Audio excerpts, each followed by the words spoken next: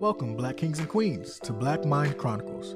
I'm your host, Chase Jackson. This podcast is a journey into the questions, stories, and mindsets of Black men and women on the topic of mental health and mental illness. We all often talk about so many things, but the one thing that matters, our own well-being. So let's dive in and start that conversation. So today's discussion, we're going to get into who is Anthony Chase. We're going to discuss mental wellness, and we're going to talk about gospel music and the soul, or gospel music and mental wellness, if you will. All right. Well, ladies and gentlemen, on today's show, my guests are gospel music artist Anthony Chase, also Thank known you. as Tony. Yeah. Thank you for And- having me. Yes, sir. Yes, sir. And his manager, Gabriel Odom. Gabriel, how are you doing? What up? What up? I'm doing good. All right, gentlemen, once again, thank you for joining the show. So let me go through the bio real quick. So Anthony Chase, he was raised in Houston, Texas. He found his voice at the University of Texas, San Antonio. He specializes in slow worship. His management company, Gifted Entertainment LLC, and he's recognized as one of the Gospel Updates magazine top 20 indie artists of 2020, one of the Gifted Entertainment's top 10 indie artists of 2020, and most recently has been named the Gulf Coast Music Awards Male Vocalist of the Year 2021. So his goal of ministry is to lead the people of God into a place of worship where they will be healed, set free, and delivered. So, ladies and gentlemen, please help me welcome Gabriel Odom and Anthony Chase. Woo! What up, y'all? What up? What's going on? I'm excited to dive into this very important topic. Yes, sir. Yes, sir. Oh yes. So, Gabriel, before we dive in and get to Mr. Anthony Chase, tell me a little bit about yourself. Let the people know who you are. Oh, well, I hate this question, but I gotta find something good about myself. But no, I'm Gabriel Odom. I was born and raised in Dallas, Texas. Been all over Texas, so I really, at this point, I don't even know what city I'm claiming right now. But to be honest, because I'm not even in Dallas. But I started. I guess that relates to this is I got started in the San Antonio scene at the University of Texas, actually where I met Anthony. When I got acclimated into the scene, the gospel scene, the church scene, everything like just really started really honing in on that, which I started seeing so many amazing gifts, which led me to start Gifted Entertainment, Team Gifted, aka Team Gifted. So let's jump into it. First topic: who is Anthony Chase? So, Anthony, tell the people about yourself. I am Anthony Chase. I am a worshiper. I'm a gospel artist, indie artist, coming up artist, very independent. Me and my manager, Gabriel. We're working together to launch the ministry off the ground. I'm a teacher. I'm finding my purpose in life. And a lot of people may say, well, you sing, so that's your purpose. And it's like, no, I sing 10% of the time, but most of the time I'm teaching. Most of the time, I just picked up vocal coaching this year. I picked up a new job this year, and I'm over here, teaching people on the job, not just about the job, just personal, just life lessons.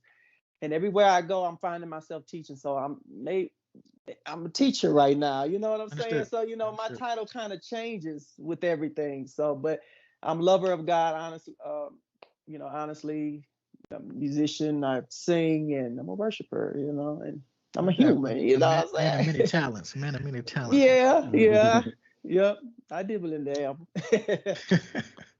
Well, good to know, man. Well, once again, great to meet you. Clearly, Gabriel saw something in you, and you do have a gift. I've heard your song "Mold Me," Thank and you. once again, it is on repeat for me. So I'll play it for my listeners in a bit, just a little snippet, so they can see and hear what I've heard through your gift. So it's wonderful. Grateful to have you on. Yep. Thank you. So let's jump into mental wellness, you two.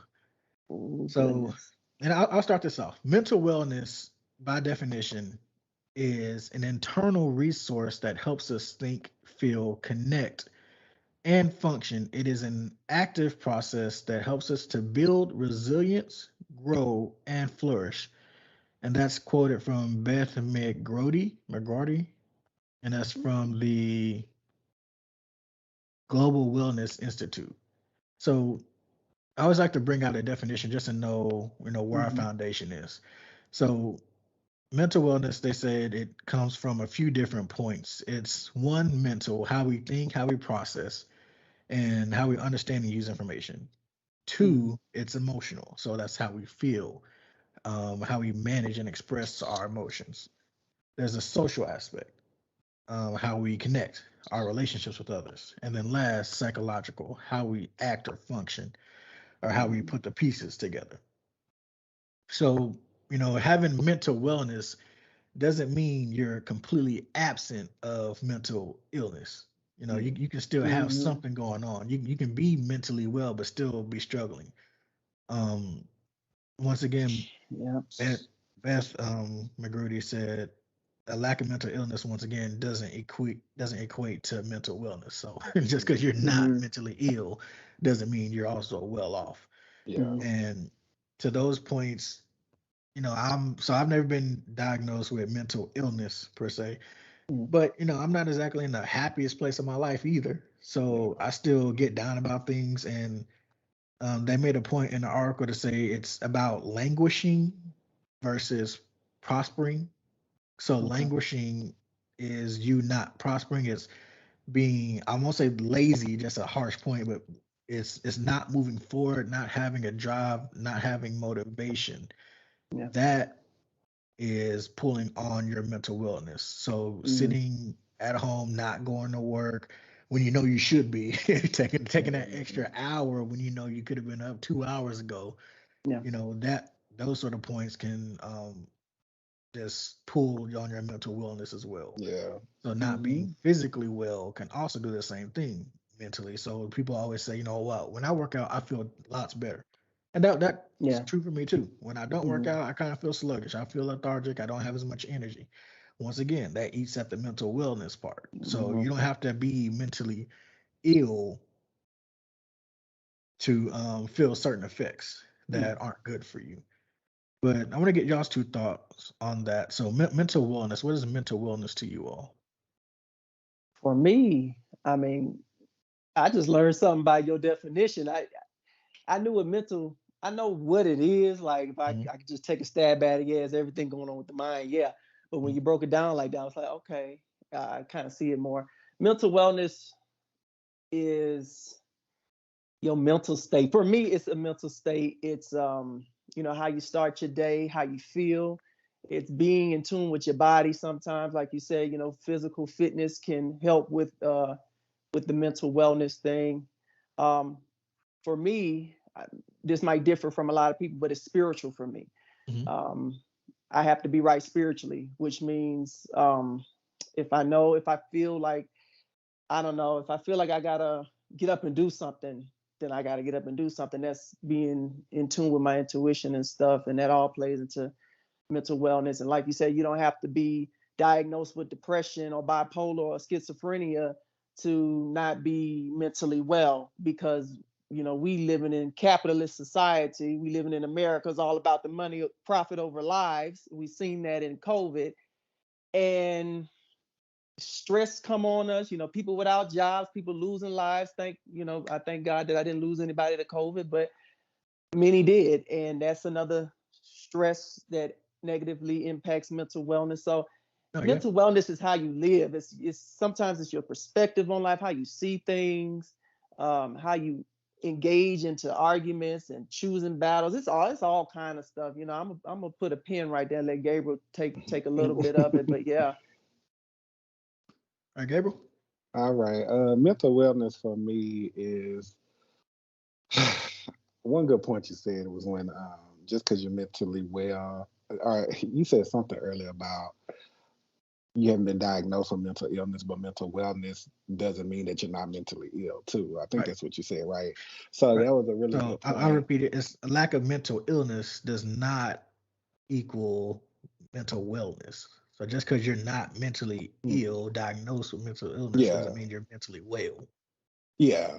So it's just mental wellness for me. It's just like Anthony said. It's really the mind thing. It's really. I'm a firm believer in speaking positive over yourself. That's easier said than done sometimes. We'll get into that later, but that's easier said Yeah. than done. But yeah, just speaking positive about situations, looking at the good in everything that you're trying to do is just trying your best to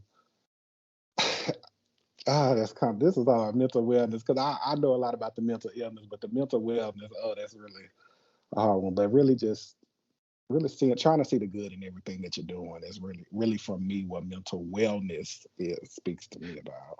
Right. And so Anthony, you brought up a good point. It's the working 24/7.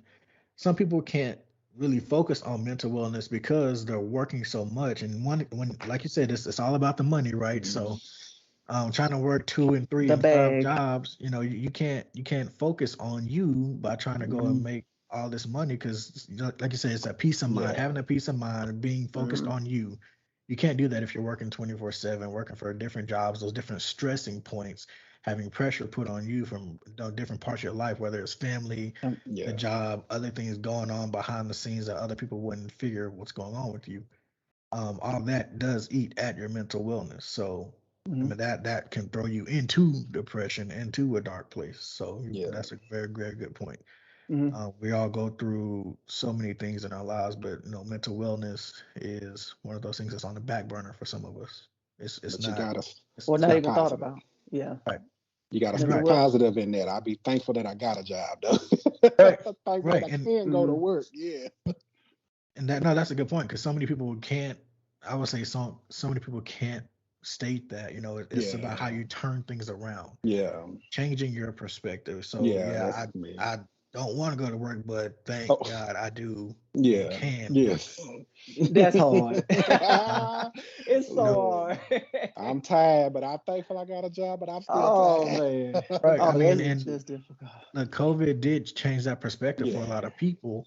Mm-hmm. Where so many did lose their jobs. Some people did Yeah. lose their jobs, but others were like, you know what? I was complaining before. I'm not going to complain now. I still have a Yeah. job to be able to afford certain Yeah. things, or at least the rent and the lights. So Yeah. You got to see the Mm-hmm. good in it all. That's what I'm trying for to stay yes, well. Yeah, in your Mm-hmm. mind. Because all right, everything starts in your mind first. I do believe that it starts in inner, then No, right, out. that's So true. That's absolutely true. What's inward works its way outwards, yeah, and what you see around your space is a hmm reflection of what's going on in here.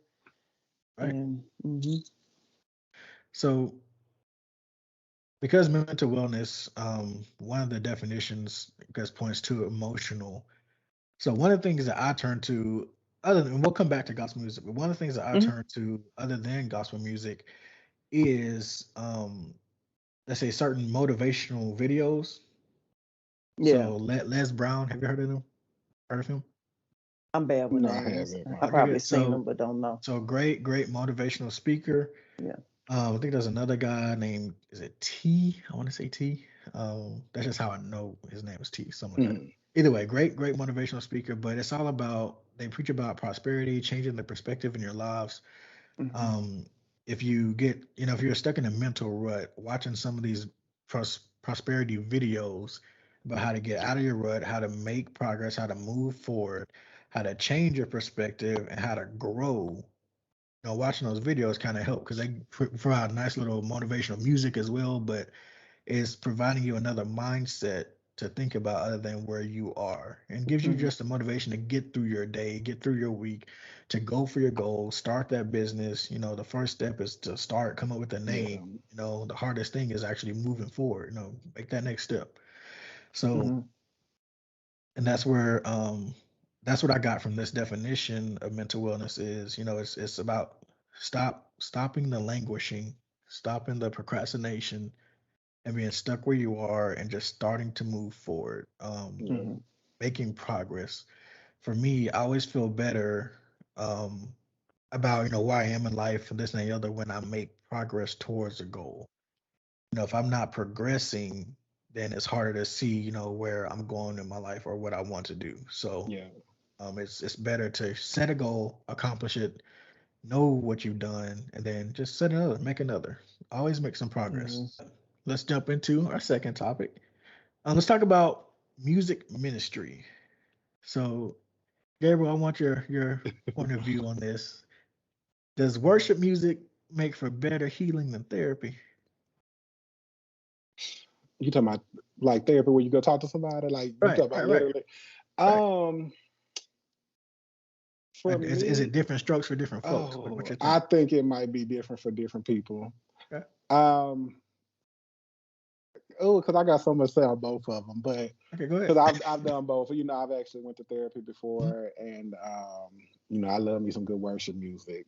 Um, oh, that's hard. Does worship music does that be better than a therapy?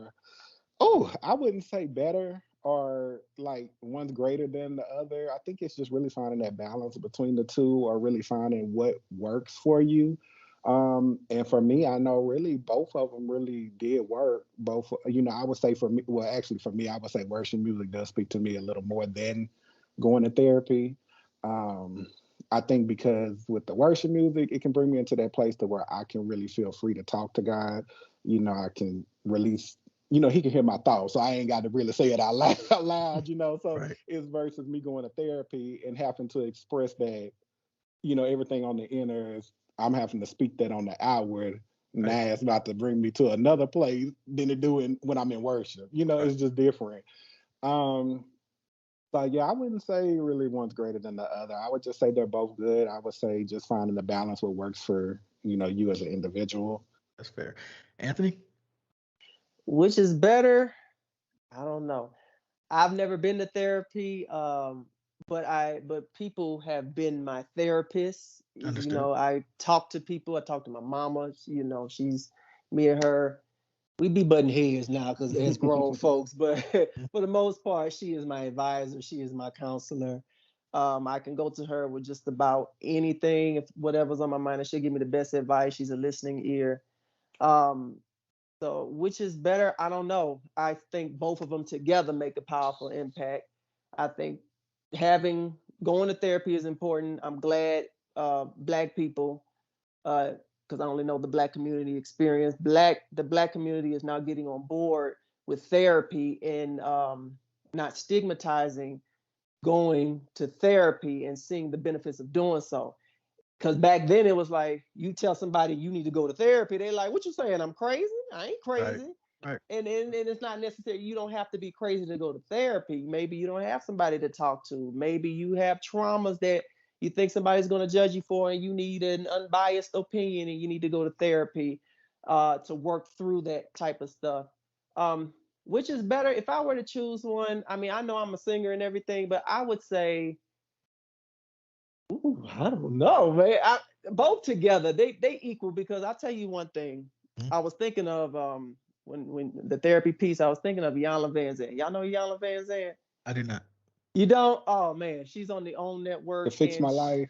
Fix My Life, Yana Van Zandt. Oh, that okay. Her show fixed my life. I never Yeah, got her name. Go ahead. Yes, I know the show. Yes, go ahead. it went on for like 8 seasons, I believe. But watching that show, I think that show came out when I was senior in high school. But watching that show has taught me so much. It's taught me how to forgive my father for the things I used to blame him for, not being there, being a half present father in my life, and I've forgiven him and learned how to not personalize it towards him, but look at his story, look at his situation. That show has really helped me, and that has been my therapy. But then again, worship music also, I get on that stage and that fulfills the spiritual part of me. So I can't choose one over the other. It's both therapy. You can find therapy in anything. Oh yeah. For me, when I hear gospel music, and especially when I'm in church and, and if everybody's in the mood, gospel music hits me a certain way, to where certain tears, tears may just start falling just because, Yeah. it affects me. It starts breaking down, what I've been going through for that week or that month. Yeah. Mm-hmm. And I always feel better going to church. So, it's just a place where I can be free, be comfortable. I'm not to jump up and down and stomp their feet and wave their hands type, but it's really is an internal worship. But I feel it just as much as the person who's running down the aisle. You preaching now. You preaching. So just being in there, setting my spirit free. That's what gospel music does to me, especially certain songs. Certain songs just do it. Whether it's as simple as Hallelujah, just a simple Hallelujah song, it works just as well. It just hits different. So and I think that's its own form of worship and even meditation while you're still in the presence of the Lord. So and it seems like also like certain songs when you're listening to, it's like no matter what you're dealing with, no matter what's going on in your mind at that time, it's like, I don't know, it's something that you need to hear for that specific situation in that song at that time that you ain't never heard before. It's like it's just highlighted, magnified at that moment. It's like, I needed to hear that this time for some reason. I don't know. It just does that. And next week you can hear the same song, and it's like, wait a minute, I didn't hear this last week because I don't know. Because it's applying to another situation. It just applies to everything. Because you got to be right inside first, whether you believe in the spirit or you think it's all a mental thing. Either way, it's inside. So you got to be stable inside. Can I share a story about So for me, how worship music how worship music kind of tied in therapy and mental wellness. My mental back in 2012, I was, I don't know, sophomore in college or something like that. Back in 2012, I was diagnosed, or I found out that I had cancer. So I had to stop school, go back home to Houston, and I had to start a 2 to 3 month radiation therapy session. Lasted for about 2-3 months, and that took a semester of me out of school and everything. And while I was doing that, there was a lot of mental uncertainty. I didn't even know how to process the information. They took the tumor. It was right here. Took the tumor from my ear. They ran tests on it, called me back, say, hey, your test results came in. It's malignant. I'm like, I don't know how to process that. What is malignant? Well, it's cancerous. Okay, so I called my mom. She was in California at the time. And when I told her the news, she broke down. So that's another ding against my mental wellness. Now my mama breaking down. Right. And all the mama's boys out there, when mama break down, everybody break it down. Something about when mama start crying, everybody start crying. So that happened. So when I was going through the therapy, and this is how my ministry really blossomed, because I was going to a church in Houston, and I decided that while I was doing treatments, I was going to sing. I was going to go out in the front, and I was going to be a praise and worship, be on the praise and worship team, which is not in the choir, but in the front, which was a huge step for me. And through that, my relationship with God got closer. I started to study more. I started to, all while I was going through the radiation treatments, I was using music to help me mentally and my mental wellness and spiritually. Everything inside had to be solid if I was going to be okay mentally through the radiation, because then my skin started to change colors. I can't grow fat on this face. It affects the body for life, and it's a long journey. And I just use music to just keep me sane mentally. So everything is very important when it comes to mental wellness. I just wanted to share that story. That's all. And clearly you were here for a reason. Because looking at you, I would have never known, especially even before now, because I knew. But looking at you, nobody would have ever known unless you would have told them. So you're here for a reason. God has a plan. God has a plan. So, come on now. Wait a minute now. Hold on. What you gonna do, Ron? Stay easy. Gabriel, don't start, Gabriel. Gabriel, don't start now. Hold on. Hold on. Take your time. Hold on. All right. So, Anthony, let me take a quick break. Let me actually play a bit of your song for the people. Not that long now. Not that long. Just take me and mold me, oh God. I am longing for a change change from you. I am here waiting for you to come, for you to come, for you to come. Take me and mold me, God. Take me and mold me, God. Take me and mold me, God. For you are the potter. Take me and mold me, God. Me and mold me, God. Take me and mold me, God. For you are the potter. Your lyrics by themselves, just one, take me and mold me. I want to be nearer to you. It just, even that simple stanza right there, just telling God, like the people say, let Jesus take the wheel. Having God to take me and mold me in His image, because I mean, I can't do anything with myself. Everything that I tried, yeah, it sometimes seems it doesn't work or doesn't work as well. Trusting everything that I am or that we are to Him can only produce great results. Trusting in man alone, you'll fail every time. So Mhm. just those lyrics by themselves, your lyrics. Like I said, I heard something special, and I knew, I got to have this guy on to see what he has to say about Mhm. his music, gospel music as a whole, and for him to share his story, no matter what it is. So Yeah. Yeah. yeah, your song definitely. And I knew you had something to say. Yeah. So let's jump into some newness. So TikTok ministers. I'm gonna call them TikTok ministers. TikTok ministers. Mm-hmm. So you have, I don't know if you've seen on TikTok lately, but there's a few content creators out there that are honestly posting either spiritual words of the day or they're giving mini sermonettes over TikTok. What's your thoughts on that, especially for the younger generation who, that's where everybody's gravitated towards?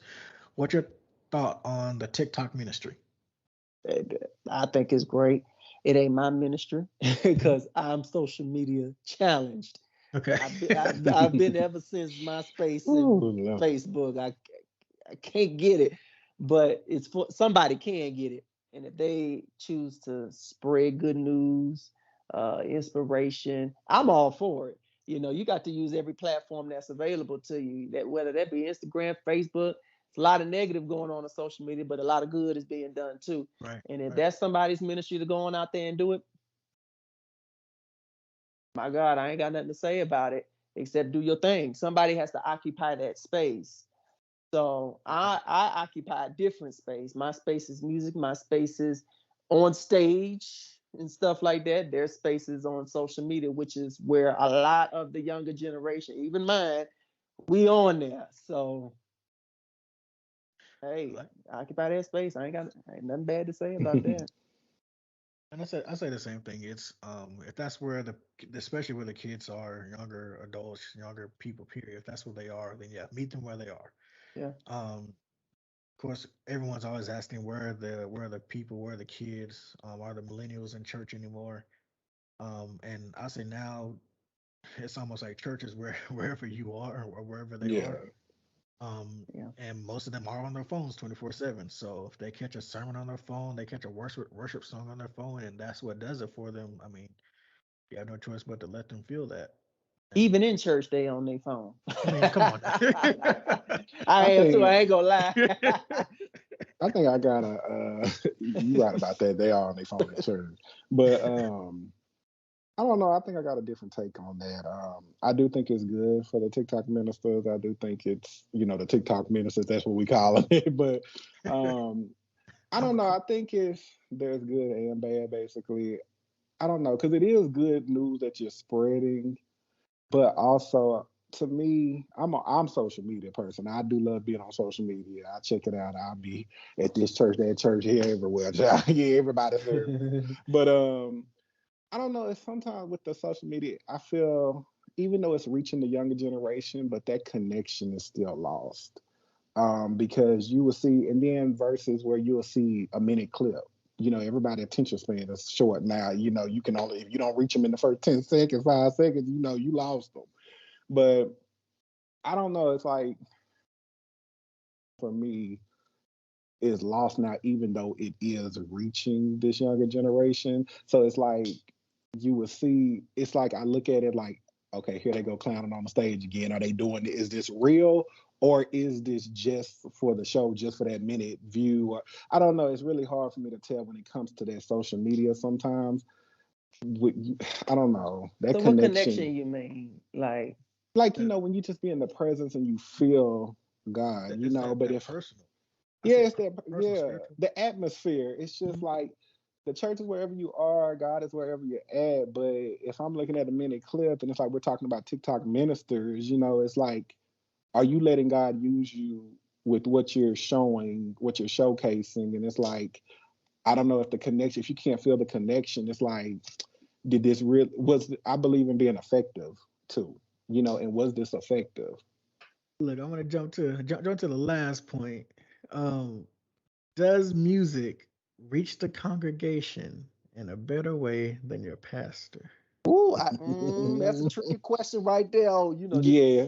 I'm gonna throw it up in the air. Go ahead, somebody. No, it depends, because we've been to some churches where the music ministry is not hidden. Because we know them personally 9 times out of 10, because the gospel community is this big. So we know them outside the church, and they be on some other type of time. And I'd be like, well, do you even want to be on stage? For me, no. And I know some people that say they come to church late so they can skip the music in the beginning and just get the pastor. So a lot of people don't even like the music. For me, I'm a music person, so I come for the music first, then the preacher. I gotta have everything. But if they both good, hey, amen. But I don't know. That question depends, Gabriel. I know you got something else to say about it. Oh, Lord. Go ahead. Not really. I mean, I have been in there where the preaching is good. I mean, like Andrew said, I do go for the music too. So, who sang it? I want to know who sang it. One that ministers to me a little better. But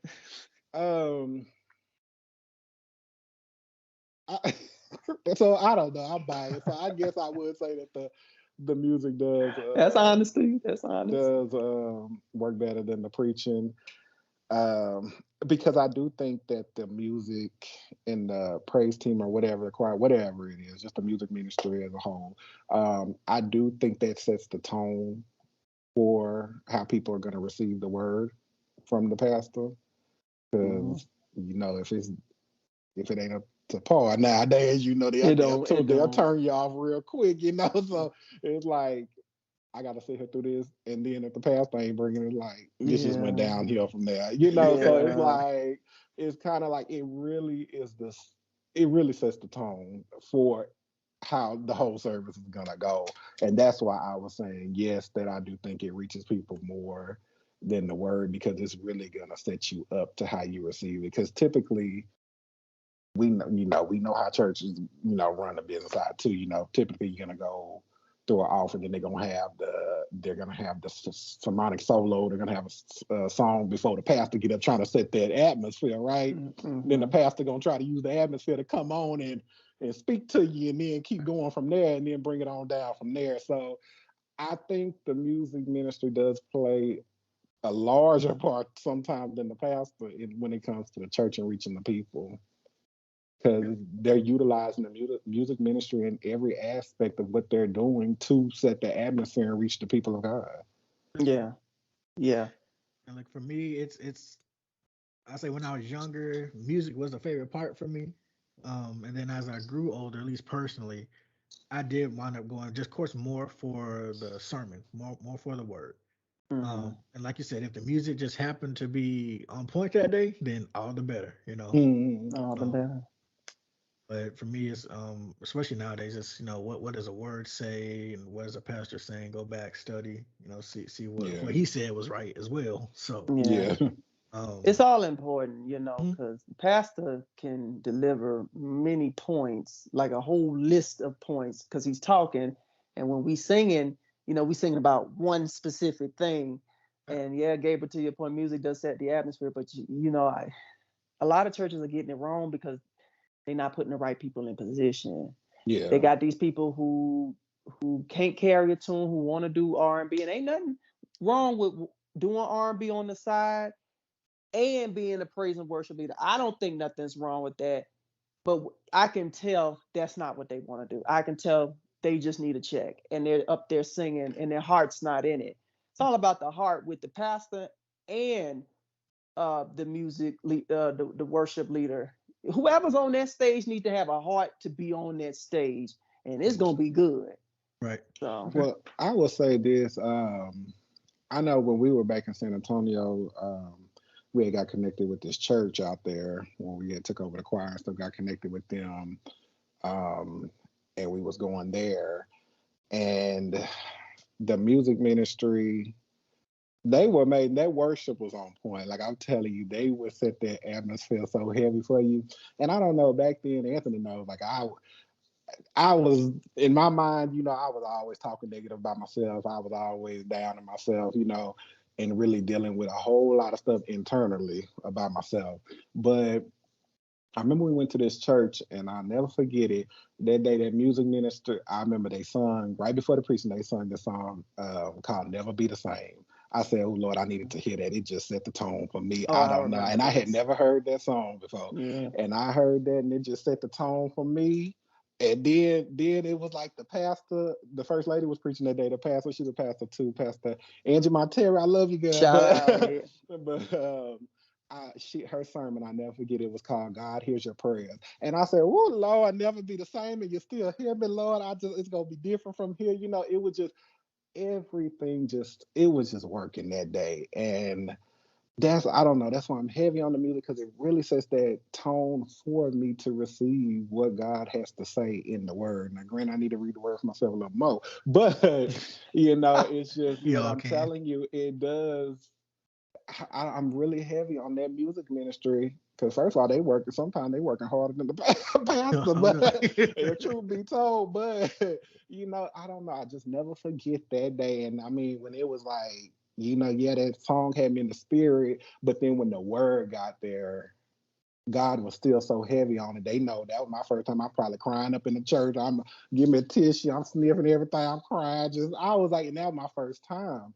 And it just kept going about through half that service, half the sermon, because it was just speaking to me. So, I know we on the question about does the music ministry work better than the pastor, but I'll just never forget that I just think they both work together, but the music ministry, they have a heavier part than the pastor. I think when it comes to the people. I think you said it best, that they work together in conjunction. If one feeds into the other. That's exactly how it should be. Music feeds, I say, more to an emotional aspect, and then of course a pastor, the word, education plus emotion. So I say they work better in conjunction. So and I think the music ministry also helps the pastors and the preachers also tap into that spirit and allow God to use them where people are not seeing them, they're seeing God through them. So I think that really helps, in everything when it comes to the music ministry and the pastoring and the preaching. So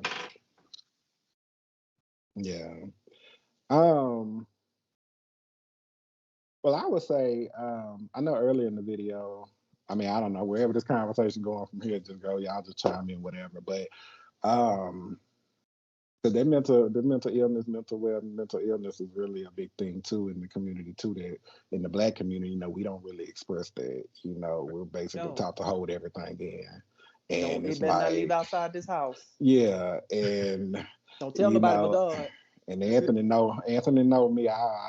Now I've gotten to a point where I could probably talk to some close people, but I was a person, I hold it all in. I shut down too. Don't ask me nothing. Like, I'm just holding it all in until it really just burst that one day.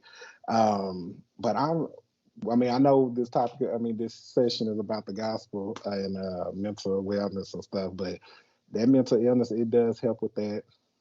I'm a firm. Still needs to be said. It's not holding. So I say us as a people, it needs to be more needs to be practiced more about not holding things in. We need to have more people to talk to. Like you said earlier, it's being more vulnerable, Yeah, to more open to be able to talk about certain things that we go through. yeah, Some of us, as a people, we go through certain things that we legally can't talk about. yeah, But Mm. and in that case, and that causes other mental stress, eats your mental wellness up, and does cause a depression, anxiety, schizophrenia. I know I read somewhere, some people, because of Mhm. what they go through, they have PTSD, and it's forms of PTSD because of certain things in their environment. And Mhm. that kind of just, I'm like, you know what? I guess I could see that. They always say certain things are like a war zone where they are. Yeah, I'm like, you know what? Okay, I can see that. But who do you Mhm. talk to about those things that you can't, legally go talk to somebody about? Like yeah, you're not gonna tell them yourself, but how do you go and talk about how you lost a friend to certain yeah, violence? yeah, Yeah. And that just eats, that will sit and eat you up, and you yeah, can't say anything. So what do you do at that point? So no, I agree. Got to find a better outlet and a way to say what's going on, and yeah, that yeah, could be a form of mental illness. But go ahead. yeah. No, I was just saying, and you know, I mean, I gospel got a music. question for you too, Gabriel. Oh, okay. Whatever Well, you're hold on. finished. I was saying gospel music has really, truly, truly helped me get to where I'm at now. Um, by the people I'm connected to, just the music I listen to. Now I listen to some other music too, but Of but course, but of course. by Oh, by 80 trust me. by 80% of my That music will be whew. gospel music I listen to. But don't get on that, Anthony. But the well, without saying, well, I'll just say, because when I was going to therapy, of course, I was diagnosed with major depression disorder. I really was really heavy, just depressed. I mean, still deal with my moments, and it's really like when I be saying this by the grace of God, I'm still keeping it moving. That I mean that, and it's really, I'm using the gospel music, the Christian music. Really, I mean, and I know we take gospel, but Christian music, it could be I say a hill country song, but I know it's hill song. But but you know what I mean. Yes. Just if it's speaking positive, if I can hear God through it, it's really helping me with the illness to really see things definitely differently than Mhm. the way I used to see it. Um, Even with Anthony's song Moment, I had to play, I played a part in writing that song. So for me, those words that you're hearing, those really minister to me in a way that, it might not minister to you in that way, but it ministers to me because that was really a cry. Like, I'm longing for a change. I'm here waiting for you, God, because I'm really, everything that I'm dealing with internally is really just negative on my life, speaking bad on my life, talking about myself before others do. It's just all of that. So it was really mold me, God, mold my mind that I can think differently, that I can change these thoughts, that I can start speaking a different language, speaking positive, so that song really was just really a cry for me, Mhm. internally was just a cry that's like, just, I'm trying to give it to you, Lord, to really just mold whatever I'm dealing with, shape me into everything that you really want me to be. Mhm. I know you I had a heard that. question. Yeah, go What you ahead, said, Anthony. Go Chase? ahead.